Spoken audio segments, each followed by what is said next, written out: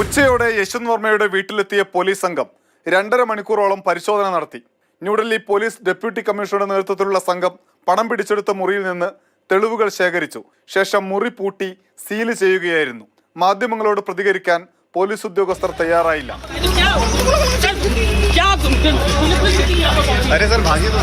യശ്വന്ത് വർമ്മയ്ക്കെതിരെ കേസെടുക്കാൻ ഡൽഹി പോലീസിന് നിർദ്ദേശം നൽകണം എന്നാവശ്യപ്പെട്ടുള്ള ഹർജി സുപ്രീം കോടതിയിൽ നൽകിയത് അഭിഭാഷകനായ മാത്യൂസ് നെടുമ്പാറയാണ്.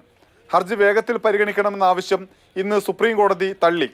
സുപ്രീം കോടതി നിയോഗിച്ച 3 അംഗ അന്വേഷണ സമിതി കഴിഞ്ഞ ദിവസം യശ്വന്ത് വർമ്മയുടെ വീട്ടിലെത്തി പരിശോധന നടത്തിയിരുന്നു.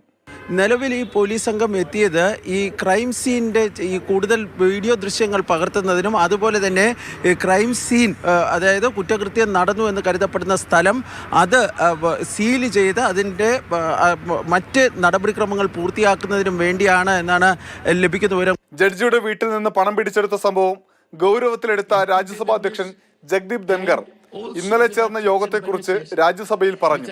യോഗത്തിലെ നിർദ്ദേശങ്ങളെക്കുറിച്ച് പാർട്ടികൾ ആലോചിച്ച് മറുപടി അറിയിക്കാമെന്ന് ധാരണയായെന്ന് ജഗ്ദീപ് ധൻഖർ വ്യക്തമാക്കി.